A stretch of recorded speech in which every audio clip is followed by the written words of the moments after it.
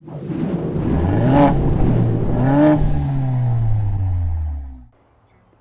words sexy, sporty, and sophisticated have rarely been used to describe the Toyota Camry in its illustrious 35-year history, at which point they've sold over 18 million units worldwide.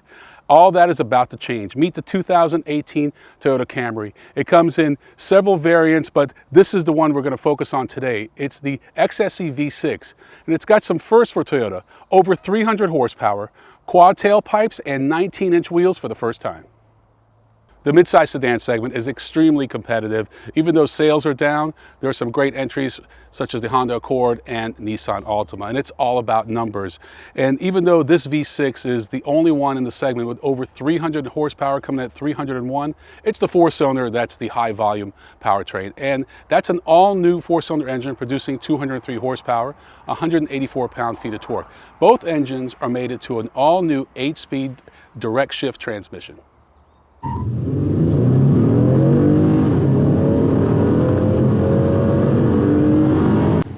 We're just outside of Newberg, Oregon for the press drive of the all-new 2018 Camry.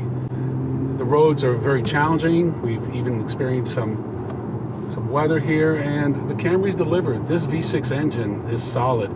It's not all new like the four-cylinder, but at 300 horsepower, it's about 10% more than the outgoing model, and it delivers. That made it to this 8-speed automatic transmission, makes it kind of a spirited car to drive. This is no slow Camry by any stretch of the imagination. We're loving the full color 10-inch head-up display. It is so brilliant, so vivid. You've got to get behind the wheel of one of these and check it out. A lot of information, speed, you have your tack, what gear you're in, navigation, etc. Gauges are all new. This is an all-new car, inside out. It's on what they call the TNGA, or Toyota New Global Architecture platform. Expect to see more vehicles from that platform. And as expected, the car is lower, is wider, it's longer. Even though it is bigger, it doesn't feel bigger. Very roomy on the inside, but it doesn't really feel like a big sluggish car. It feels very nimble.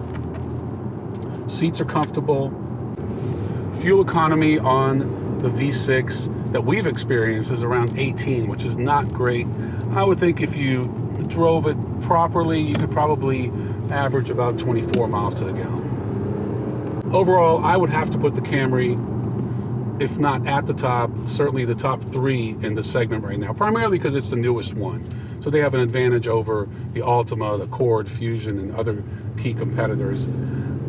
Whereas in the past, they've looked at Altima and Accord as their competition. I think from a driving dynamic standpoint, it certainly competes with the Mazda 6, which some people say is the best driving midsize sedan you can get.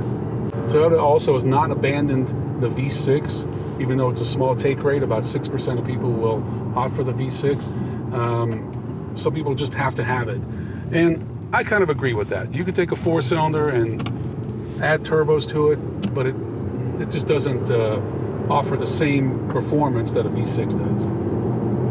Starting price on the base Camry models, which should account for 70% of sales, is $23,495 for the L, $24,000 for the LE, and $25,200 for the SE. The X models, which should account for about 25%, start at $28,450 for the XLE and top out at $34,950 for the XSE V6 we're driving today.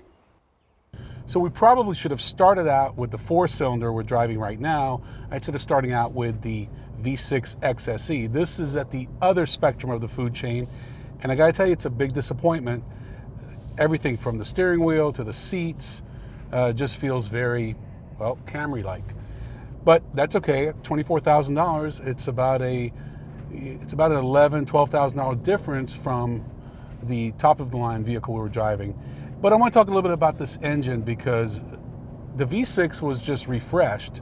It was the four-cylinder that's been completely redone, and it's a fine four-cylinder engine, but at a time when a lot of the competitors are coming out with smaller displacement turbos, they're just more fun.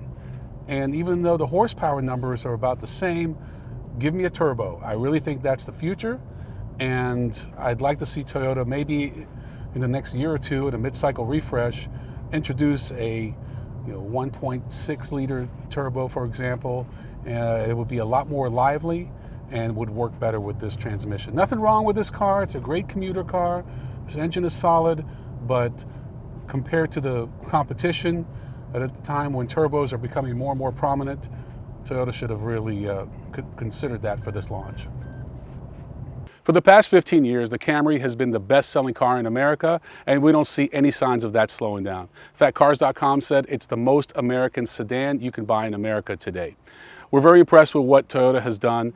They've been the leader, and based on design and performance and interior safety technology, etc., we feel like they have reaffirmed their position as the benchmark, the vehicle to beat in the segment. I'm Ron Doran. Thanks for watching. We'll see you next time on The Driver's Seat.